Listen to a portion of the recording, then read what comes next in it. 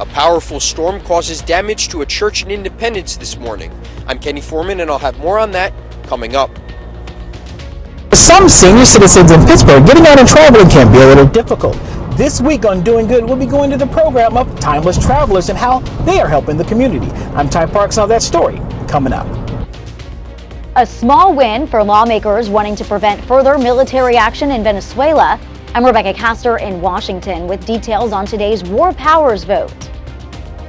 The 4 states' most watched news starts now. Some home and business owners in Independence, Kansas have a mess to clean up from this morning's damaging storm. This is KOAM News. I'm Dow Quick. KOAM's Kenny Foreman gives us an inside look at some of the damaged property, which included the Hub Church. After a chaotic morning, Executive Pastor Brian Norville is grateful that nobody was harmed. Thank the Lord there was nobody in the building at the time, so everybody was safe. And so as soon as it happened, we're good friends with the businesses across the street. And so we started getting calls and text and messages. And so we were able to respond real quick. Witnesses say the storm struck West Main Street at about 9:45 a.m. this morning, where the Hub Church appeared to take the brunt of the damage on the inside and left debris visible on the outside. Part of our exterior roof has been taken off. A lot of damage in our foyer area, which is a large area, and so all the lights, the ceiling has been was tore out of there. As for the rest of the city, the aftermath appears to be limited to just some property damage. Assistant City Manager David Cowan had nothing but positive remarks about the first response teams springing into action. Our fire EMS and police responded, just again checking for life safety, making sure people were okay, making sure the buildings were secure. At this time, our Public Works, Streets Department, are working to make sure the streets are cleared, that we get the limbs put up. And he's confident his community will come together to bounce right back. It's a very loving and caring community. They come together. As I was doing my tour, I saw neighbors out helping neighbors, picking up limbs. When we were at the Hub Church, the church members were showing up, helping already as we were assessing the damage to get things back in order. In Independence, Kenny Foreman at KOAM News. Pastor Norville estimates it's going to take at least several weeks, possibly months, to repair that church. In the meantime, he anticipates holding services at nearby locations. Possible tornado hits central Oklahoma this morning. At least 5 tornado warnings were issued in the southern and central parts of the state. This is what it looks like in Purcell, south of Oklahoma City. The storm damaged homes, knocked down trees, scattered tree limbs. The McLean County Emergency Manager says part of Purcell suffers a power outage. The National Weather Service has not confirmed whether the damage was caused by a tornado.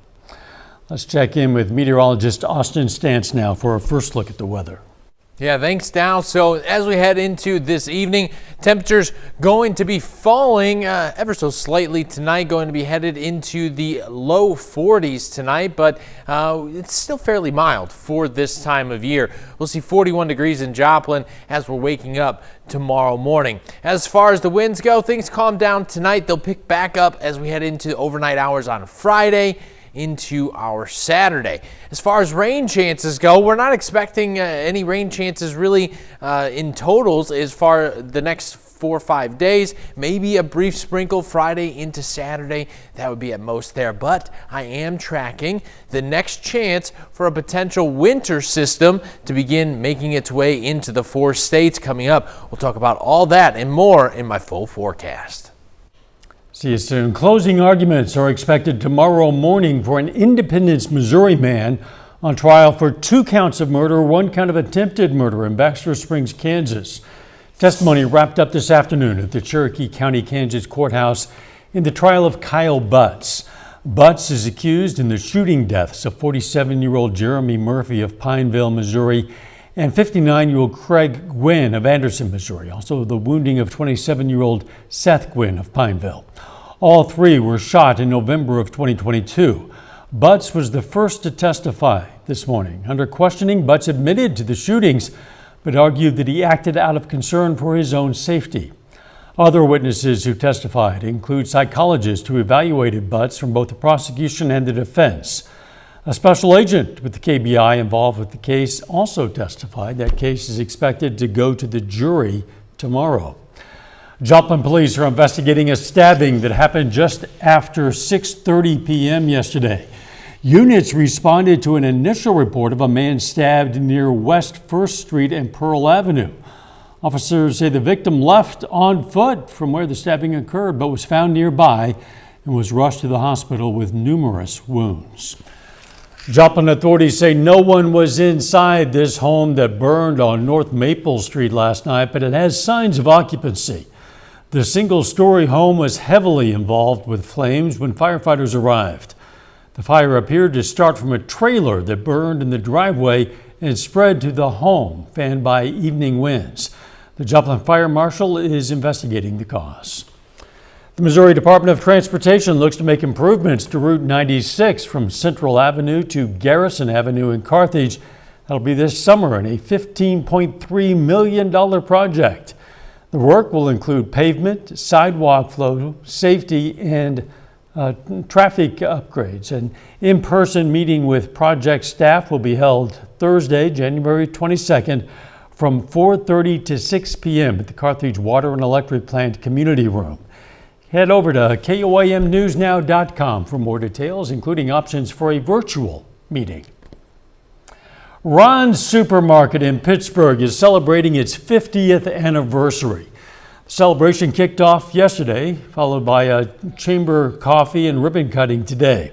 The family-owned grocer, founded in 1976, honored its legacy with promotional giveaways, including a grand prize 2026 Jeep Gladiator.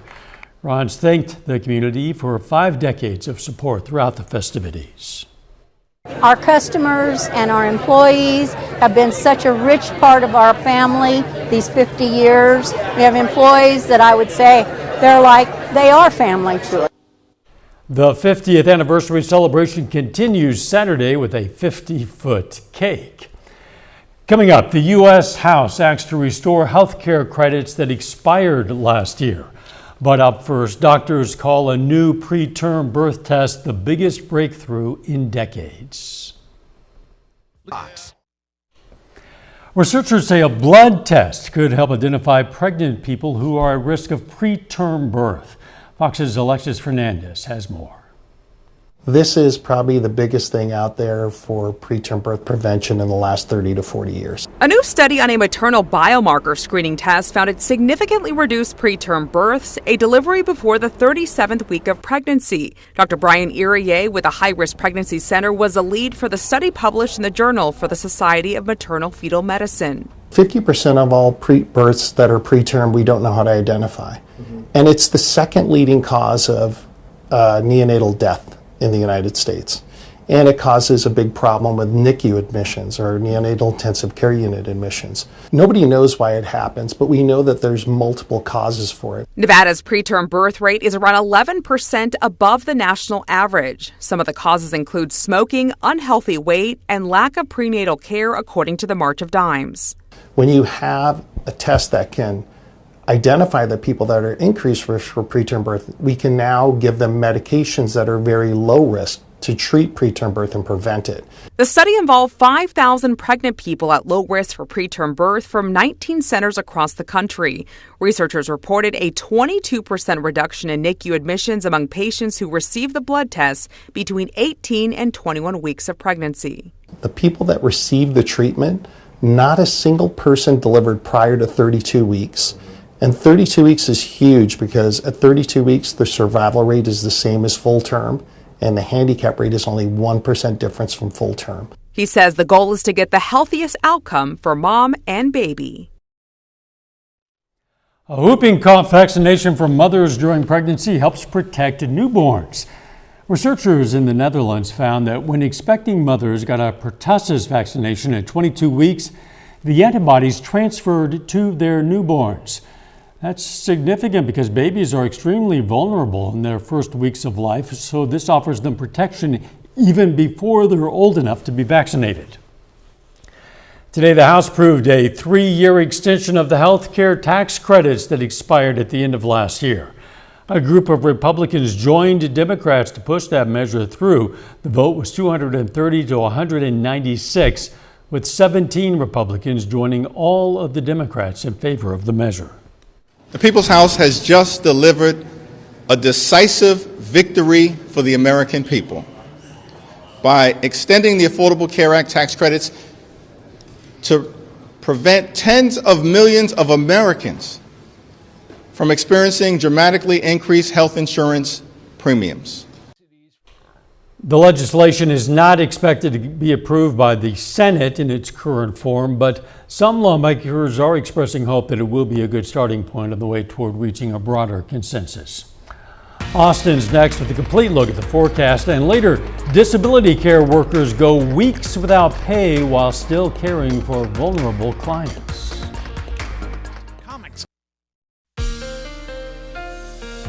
Some much needed rainfall finally making its way to the 4 states. Unfortunately, it didn't come alone. Some severe weather followed along with it. But as far as the rainfall goes, we saw anywhere from about an inch in the Joplin area to almost an inch and a half in northeastern Oklahoma, and here in southeastern Kansas here we saw just under an inch and a quarter. Now, as we head into the evening hours tonight, a little bit of cloud cover will begin to make its way in 9-10 o'clock, but then it's going to clear out as we head into the overnight hours. As far as what you can expect for tonight, well, you may even get a glimpse of the moon out there. It's in its waning gibbous phase. About 68% of the moon is currently visible. Temperature is going to fall to around 40 degrees tonight. Cloud cover, just going to be about partly cloudy, so you could definitely catch a glimpse. Heading into tomorrow, wind's going to calm down significantly. So some gusts tonight, anywhere 10-20 miles per hour. Waking up tomorrow, going to be around 5 to 10 mile per hour wind gusts. A second cold front begins to move through as we head into Friday night, into our Saturday, bringing our wind gusts back into the 20s, maybe 25 miles per hour. For Friday, 51 degrees. A very light wintry mix can't be completely ruled out. If it's anywhere, it's going to be in our far northern regions. Talk about that here. We'll see our surface low just stationed off to our north. Kansas City is going to see more winter precipitation than we will, but Yates Center, Fort Scott, Nevada, maybe get a flurry or two coming in there, especially as we head into the overnight. Not going to be impactful. Most of us going to be sleeping. Roadway's not going to be too slick. Nothing's going to be accumulated as that's passing through. Cloud cover clears out once again. Second cold front passing here heading into Saturday morning. Things a bit chillier to start in the low to mid 30s. Headed into Saturday, though, we'll expect temperatures by our lunch hour back into the 40s, near 50 by 4 o'clock on Saturday. What's your weekend looking like? Well, 47 Saturday. Here we are Sunday, 40 degrees. Some more clouds begin to move in Sunday. It's a little bit chillier out there as well. Now, talking about what we can expect looking a little bit further ahead, well, our next potential system would just be a weak disturbance around Tuesday, Wednesday. Could just bring just a very slight chance of rain. Not too much in terms of accumulation, but I am tracking our potential for our first winter weather system. This would be around between the 16th and the 18th, so keeping a close eye on that. Let's take a look at your 7-day forecast. Here we are on Monday heading into next week. We're back into the 50s. There's that system there that brings the chance of just a few scattered showers across the region. Thursday down to 44 degrees, mostly cloudy. And then towards the end of the week, the chance for a few snow showers. That's what we're keeping an eye on this week. Austin, thanks. Coming up next, the FBI takes control of the ICE shooting investigation as Minnesota officials get shut out. One day after a fatal shooting by an ICE agent, Minnesota investigators say they're now being sidelined from the case. I'm Connor Hansen in Minneapolis. I'll have the details coming up. Employees from Successful Dreams Support Services and Independence in Parsons, Kansas, have been struggling these past couple of months as they're expected to still work and not get paid. KUIM's Nellie Lopez talks with several employees who voiced their concerns and struggles, hoping to get answers from the owners. January 1st of this year that we was going to get a big raise. It's finally going to make it up to us. and we come in the 29th of December without even a paycheck. It's been a confusing time for employees of Successful Dreams. I had never seen Roger a day in my life until he couldn't pay us. He walked out in the middle of all of us talking to him to his truck and left, with leaving us still wondering when or if we're going to get paid. All the staff that works at this location in Independence, at the day service, at client group homes, some of these staff need 24-hour care, and all of these staff are still continuing to do it without any money. But it's not just about a paycheck. It's concerns from what will happen to the clients. JCS, Donna, Maria, all of them are just wonderful people, and they're still there. They said they will not walk out on these guys. Guardians of the clients and workers question why management has told them the money issues came from health insurance related accounts. Back in October, that they started getting the red flags from Sunflower saying that they wouldn't pay because they got overpaid because they were billing under 2 different NPIs. And then he was saying that Sunflower was taking money from their account without them knowing, and it's like, well, that's against the law. What they claim are just excuses from management. Management that is also blocking employees from receiving help. We can't get food stamps because they won't answer their calls. To the DCF offices or the Department of Labor or any other company or corporation that the state of Kansas has for situations like this. They're not even fielding any of the phone calls. We've also attempted to call the CEO of Successful Dreams. Your call has been forwarded to voicemail. I'm not here to speak as an upset employee. I'm here speaking as a disgruntled father. This entire situation is messing with my ability to take care of my family, and I don't appreciate it. As for the outcome, justice. In Independence, Kansas, I'm Nellie Lopez, KOAM News. Staff say the last paycheck they received was on December 15th. We're going to continue to update this story as it develops. Coming up next, Iran shuts down internet service and arrests thousands as protesters rage on. Anti-government protests are spreading in Iran. Reports say demonstrations are occurring in more than 100 cities. The regime has responded by arresting thousands of protesters. Fox News Chief Foreign Affairs correspondent Trey Yingst reports from Tel Aviv, Israel. Tonight, internet service was cut off or partially restricted in major Iranian cities, including the capital of Tehran, as leadership there tried to quell growing protests. Further east, Iranian protesters destroyed their country's flag in Iran's second largest city, Mashhad. On the 12th day of ongoing demonstrations, human rights organizations say that protests are now unfolding in more than 111 cities, with no sign of the unrest letting up. Any kind of support scheme is certainly necessary and essential under these economic conditions. But unfortunately, runaway inflation is far ahead of the support plans. The government in Tehran passed a bill this week to pay all Iranian households the equivalent of $7 a month, an effort to ease growing tension. At the same time, Iranian security forces continue to round up demonstrators, reportedly arresting more than 2,000 since the protest began. With domestic uncertainty, Iran is reportedly testing air defense systems and keeping its military on high alert, fearing Israeli or American strikes. An Iranian delegation traveled Wednesday to Beirut, Lebanon, the home base of Iran's largest regional proxy, Hezbollah. Hours after Iranian officials arrived, Israel struck new Hezbollah targets, and Iran's foreign minister spoke about the prospect of a broader war. We are fully prepared for any situation. We don't want war, but we are ready for war.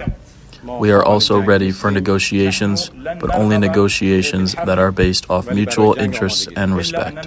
While Israel also prepares for the possibility of another large war, officials here are continuing meetings about the Trump administration's Gaza peace plan.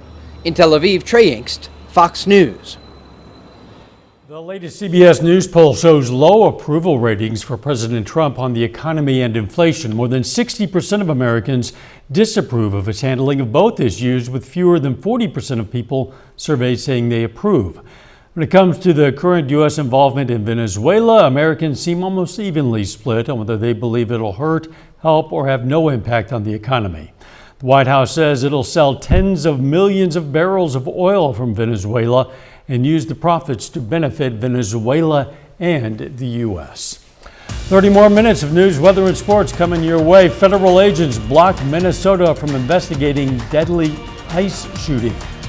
And President Trump plans a Venezuela oil takeover as Congress fights military action. 6 on Fox. You're watching the 4 states' most watched news. More protests are taking place across Minneapolis one day after that fatal shooting of a 37-year-old woman by an ICE agent. Now, state investigators claim they've been pushed away from that case.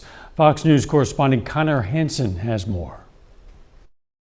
The FBI is now solely in charge of this investigation after Minnesota officials say they've been frozen out. This was an attack on federal law enforcement. This was an attack on law and order. The Trump administration is defending the ICE agent who fatally shot 37-year-old Renee Nicole Good during an enforcement operation in Minneapolis on Wednesday.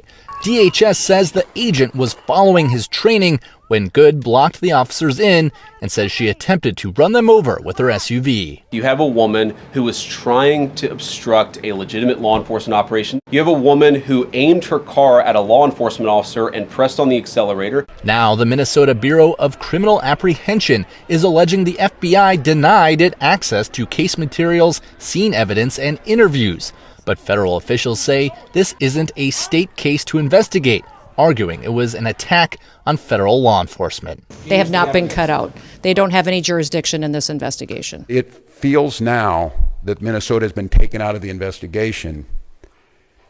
It feels very, very difficult that we will get a fair outcome. On Thursday, protesters gathered outside a federal building in Minneapolis and across the country, calling for ICE to leave their cities. And Democratic lawmakers in Washington are demanding an investigation of their own. Looking at the video, there seemed no justification for what these agents did. The Trump administration reportedly plans to redirect more than 100 additional Border Patrol officers to Minnesota. In Minneapolis, Connor Hansen, Fox News. NASA is cutting short the mission of the Crew 11 astronauts aboard the International Space Station due to a medical issue affecting one crew member. The team, which arrived in August, will return to Earth in the next few days.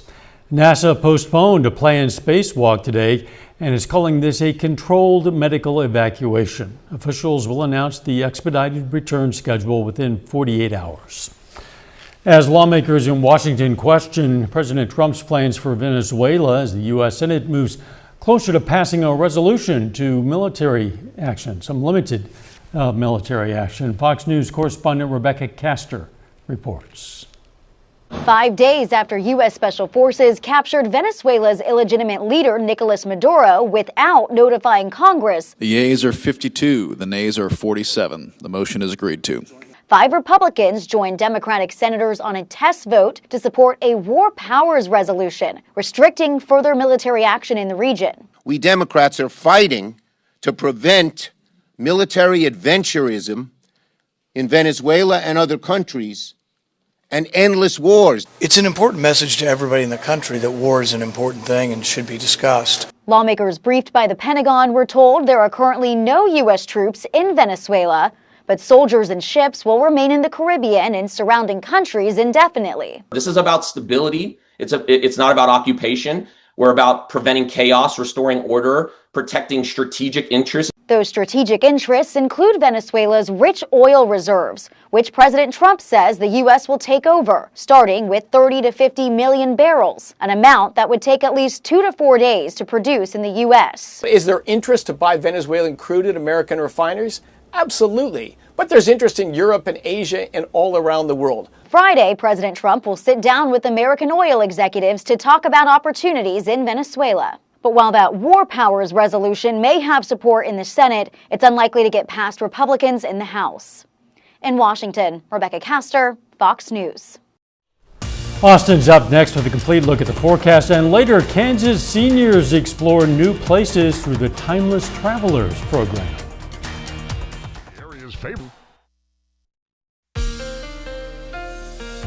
Some much needed rainfall finally making its way to the 4 states. Unfortunately, it didn't come alone. Some severe weather followed along with it. But as far as the rainfall goes, we saw anywhere from about an inch in the Joplin area to almost 1.5 inches in northeastern Oklahoma, and here in southeastern Kansas here we saw just under 1.25 inches. Now, as we head into the evening hours tonight, a little bit of cloud cover will begin to make its way in 9-10 o'clock, but then it's going to clear out as we head into the overnight hours. As far as what you can expect for tonight, well, you may even get a glimpse of the moon out there. It's in its waning gibbous phase. About 68% of the moon is currently visible. Temperature is going to fall to around 40 degrees tonight. Cloud cover, just going to be about partly cloudy, so you could definitely catch a glimpse.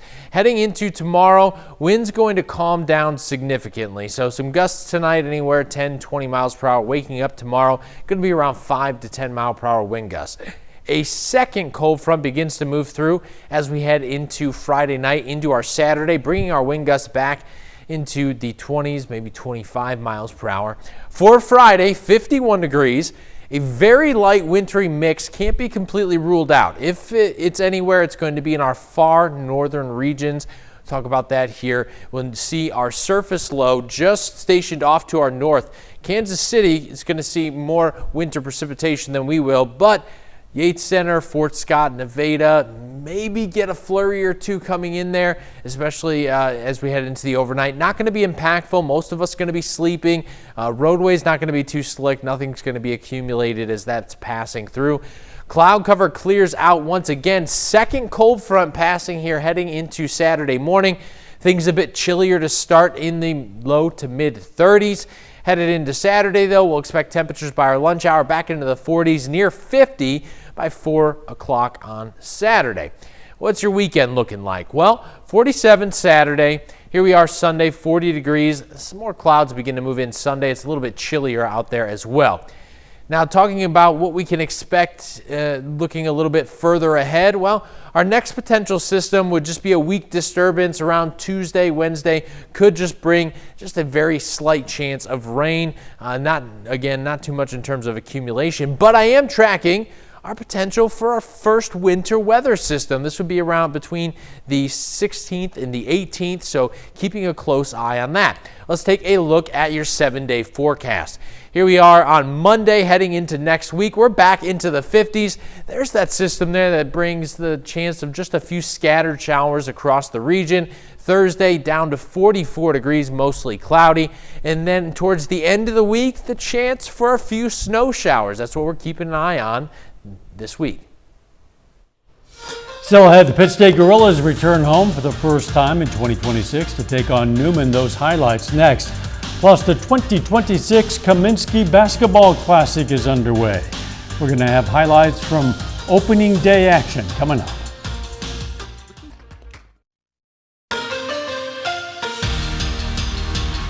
Winter break is over, which means that high school and collegiate sports are back in the 4 states area, and we are starting the second semester off strong with the 2026 Kaminsky Classic in Joplin.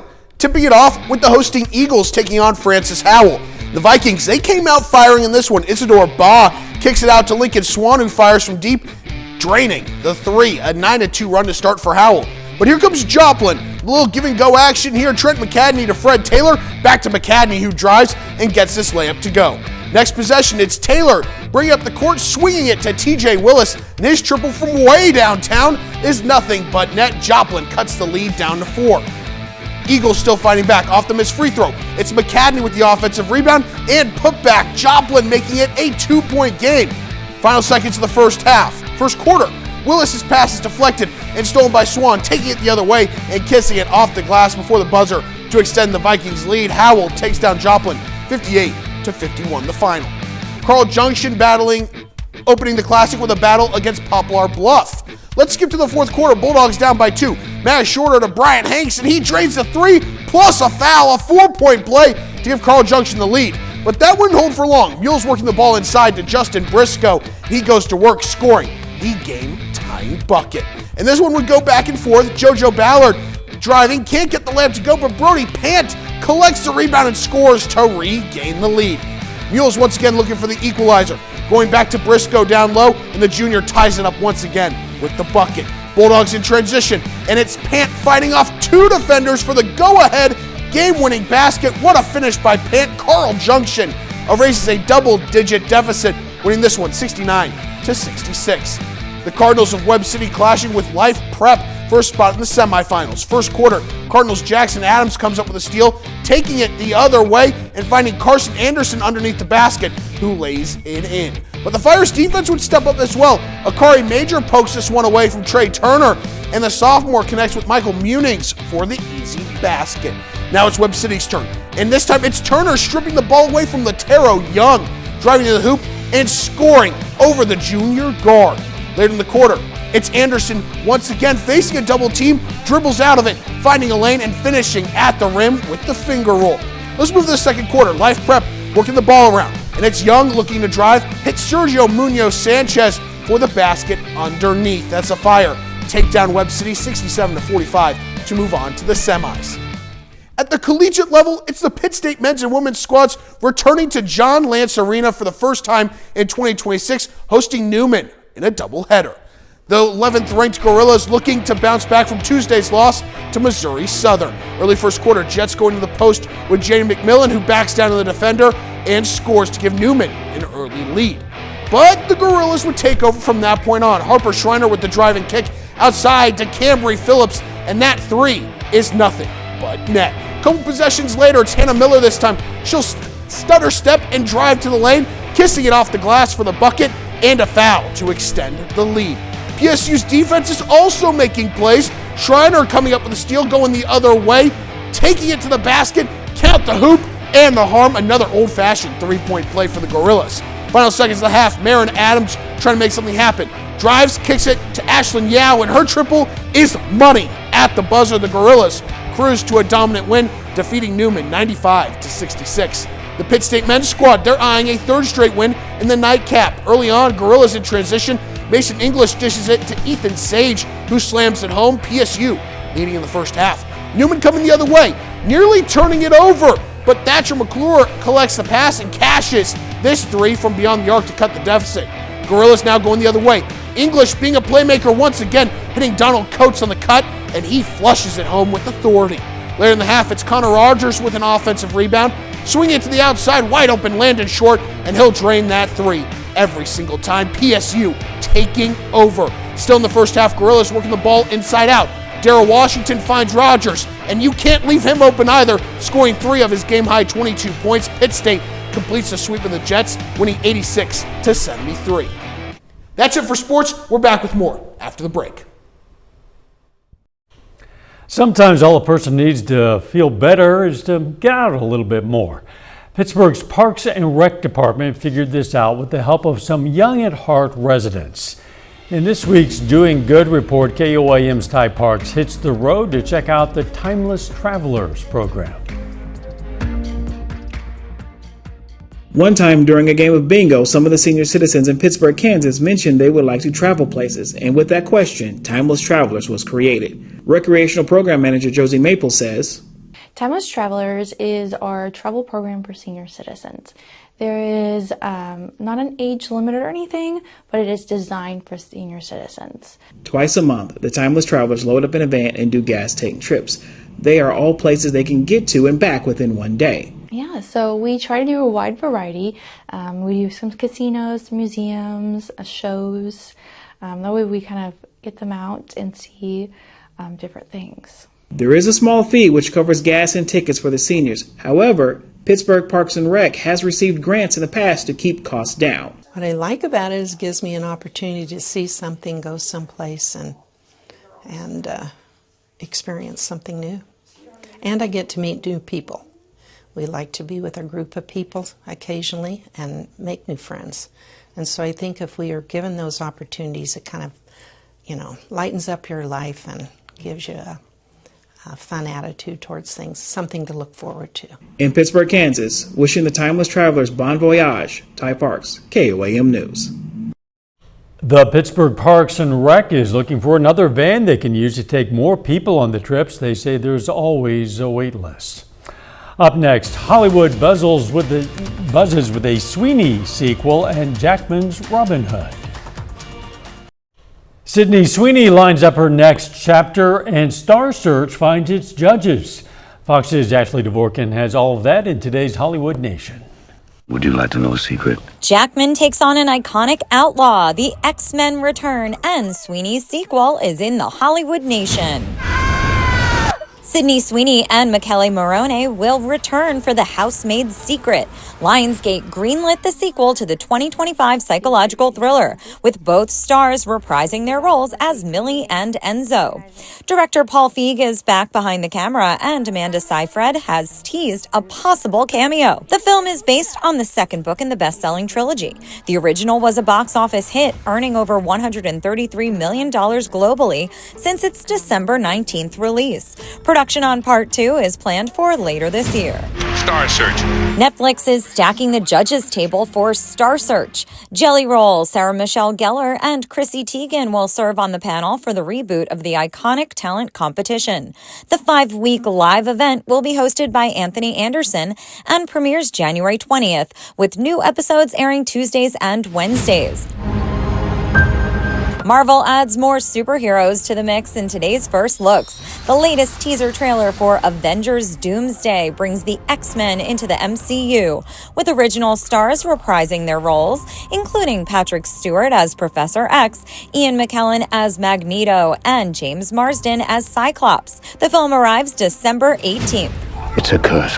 Hugh Jackman takes on a darker version of a familiar legend in the trailer for The Death of Robin Hood. He stars as an aging, battle-worn outlaw forced to face his violent past after a near-fatal injury. Jodie Comer and Bill Skarsgård also star in the gritty reimagining, which is expected in theaters later this year. In Hollywood, Ashley Dvorkin, Fox News.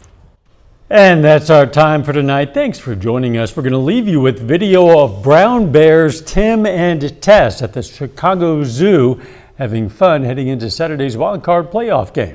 Let's make it a great tomorrow.